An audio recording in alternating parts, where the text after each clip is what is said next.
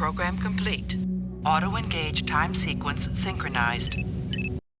Hello everyone, my name is Jamie Plays, and in today's video we're going to look at the history of Stellaris and its popular total conversion mod, Star Trek New Horizons, focusing on major changes to Stellaris, especially major features that were added or removed, and how they impacted the features and changes in Star Trek New Horizons. Before starting, I want to personally thank the Star Trek New Horizons development team, without whom we would not have this fantastic mod, and without which I would not have been able to build my YouTube channel. I will not be mentioning every single change, tweak, fix, and balance change in this video, but please know that your work is greatly appreciated. I think I can speak on behalf of the community when I say we can't wait to see what you'll do next. If you enjoyed this video, please remember to like and subscribe to my channel. If you have any questions, leave them in the comments below and either myself or someone else will try to get back to you with an answer. Stellaris 1.0 was released on the 9th of May 2016 with the basics of many of the features we know and love today. Stellaris was released after the successes of games like Europa Universalis 3 and 4, Victoria 2 and Crusader Kings 2, promising to be the best thing from Paradox Interactive, its producer. It promised to be a leap forward in the 4X genre, doing things that had never been done before. It also combined the 4X genre with real-time strategy gaming, which was rare for 2016. It was received primarily with love on Steam, with an overall rating of very positive, and the negative reviews focusing on wanting more content and more variety, which was eventually provided with successive updates. The Star Trek New Horizons development team was also formed around this time. As has been mentioned in the past, they waited about 2 weeks for someone else to make a Star Trek mod for Stellaris, which seemed to be the perfect platform for it. However, when no one stepped up to the plate, they did, uploading the first content on the 21st of May 2016. The initial release of Star Trek New Horizons into beta included 28 pre-scripted races with portraits, icons, loading screens, music, and sounds inspired by Star Trek. Additionally, the Federation and the Romulans also had a couple of uniforms that would change depending on the era, allowing for players of these empires to see the passing of time. In terms of ships, unique Federation, Romulan, Klingon, and civilian ship sets were added, although they were nowhere near as large or varied as they are today. Additionally, an empire that is a staple of Star Trek was also added to the initial release of Star Trek New Horizons, the Borg. They were meant to be a crisis at this time, and were unplayable.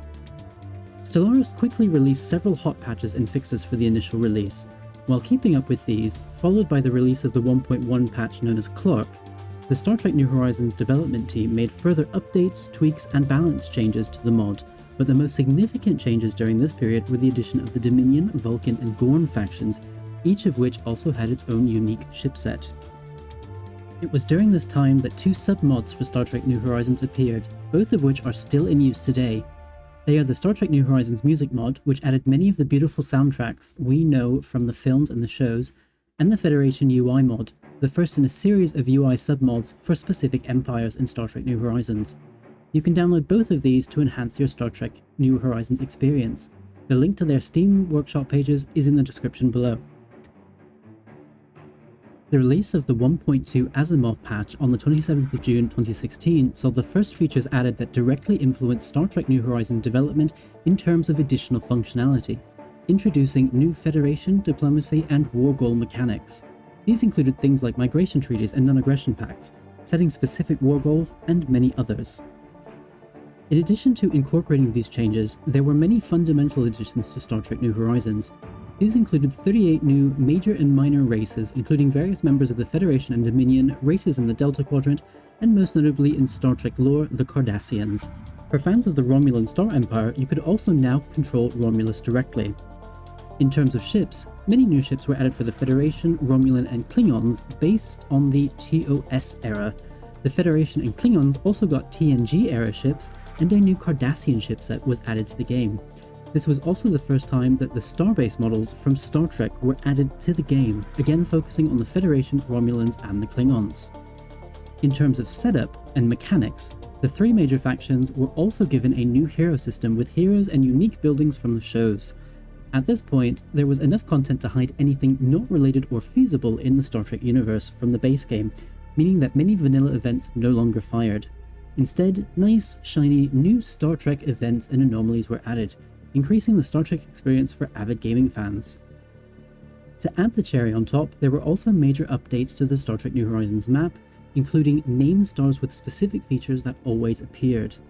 The map updates also included over 20 new pre-warp species who joined the list of species that could now be assimilated by the Borg into the collective. On top of all of this, the updates for 1.2 also added voice acting for the Federation, Vulcans, Klingons, Romulans, Borg, and the Dominion, replacing many of the voice acting clips from Stellaris. The 1.2 updates also saw the release of two further UI submods, the Klingon UI and the Dominion UI. These can still be used today when you are playing as these empires for an even more immersive experience as you fight for glory, whether that be for the Empire or for the Founders. A third submod was also released, known as the Star Trek New Horizons submod. At the time, mods in the Steam Workshop could only be a maximum size of 2 GB. The mod had quickly reached this limit and the submod was a workaround. It had to be loaded after the main mod and it added more flavour to the game. Eventually, items that added flavour but otherwise did not change the game were moved to the submod from the main mod. Fortunately for us nowadays, the limit for mod sizes was increased and the submod is no longer available, as all content has been included in the main mod. The release of the 1.3 Heinlein patch on the 20th of October 2016 added the first features that would not be used immediately in Star Trek New Horizons, but would be added later, enclaves. Something that was more useful at the time was wars between fallen empires, known as unaffected races in Star Trek New Horizons. The 1.3 update added the Wars in Heaven, which saw these old, stagnant empires awaken and attempt to dominate the galaxy once more. This update also had significant impact on combat, moving point defense and torpedo weapons to their own specialized slots, and greatly buffing strikecraft while changing their behavior from intercepting torpedoes first to fighting each other first. On the politics and diplomacy side, 1.3 also introduced new edicts that would make their way into the mod, including capacity overload, and Federation Association status, which acts like a non-aggression pact with all Federation members and the Associate, improving relations and building trust over time. The 1.3 patch was also released alongside the Leviathan story pack, which added more flavor to Stellaris and would eventually allow for events like the Doomsday Device and Gumto to be added to Star Trek New Horizons. There was little time between the 1.3 and 1.4 patch releases, so not much change on the Star Trek New Horizons side. However, within about this month period, the team was able to add the Romulan TNG era ship set, as well as introduce two major mechanics, including the Federation Council mechanic and the Romulan Tal Shiar mechanic, making these empires have even more specific flavors. Finally, the Klingon Civil War and the Terra Prime event chains were also added to the mod. At this time, the Cardassian UI mod was also released, which is still in use today. You can subscribe to the Cardassian UI mod from the link in the description below. The final update in 2016 was the 1.4 update codenamed Kennedy. Released on the 5th of December 2016, very little was added that would affect Star Trek New Horizons directly, but that didn't stop the Star Trek New Horizons team from continuing to expand the game. The Obsidian Order mechanic was added to set the Cardassians apart from other empires, and their rivals, the Bajorans, were gifted with the Bajoran Vedic mechanic. Star Trek flavor was also improved with the planet habitability and classifications we see from the shows added, such as Earth becoming an M-class world instead of temperate from the base game. Several new endgame crises were also added for players to explore, and Martian terraforming was added to give United Earth and the Federation more to do in the early game. On top of that, a brand new tech tree was unveiled with over 700 research options. Unique planet textures and instances were added, the Ferengi made their debut with a new ship set, most empires received at least one new ship, and even more Star Trek-inspired events were added during this period. The 1.5 Banks update released on the 6th of April 2017. It introduced many new features that would make their way into Star Trek New Horizons, including the megastructures and Ascension perks mechanics. New Hivemind and Collective Civics were also introduced, which would go on to improve the Borg. New slavery types were available, such as battle thralls and domestic servitude, and this is the patch that introduced traditions and unity. This update was released alongside the Utopia expansion, which enabled megastructures and ascension perks for those who owned it. These powerful mechanics, game-changing in Stellaris, would go on to be added to Star Trek New Horizons and greatly improve the gameplay experience. Because of the short amount of time between the 1.5 and 1.6 update, there are fewer updates to Star Trek New Horizons during this period. However, a major change alongside lots of balancing and tweaking and addition of new mechanics that had been introduced in Utopia was the addition of the Suliban. The 1.6 Adams update added the Devouring Swarm Civic to the game for hive minds, as well as made it possible to find and repair megastructures scattered throughout the galaxy. While this update did not initially change much for Star Trek New Horizons, there was some major news. Until this point, Star Trek New Horizons had been in beta, pre-1.0 release. The final update before going professional included new ship archetypes, such as assault cruisers, a large number of newly added ships from major empires, many new species including the Xindi and the Trill, the addition of Q, and megastructures such as the Starfleet Naval Museum. The second major update during this period was the beginning of Star Trek New Horizons' professional career.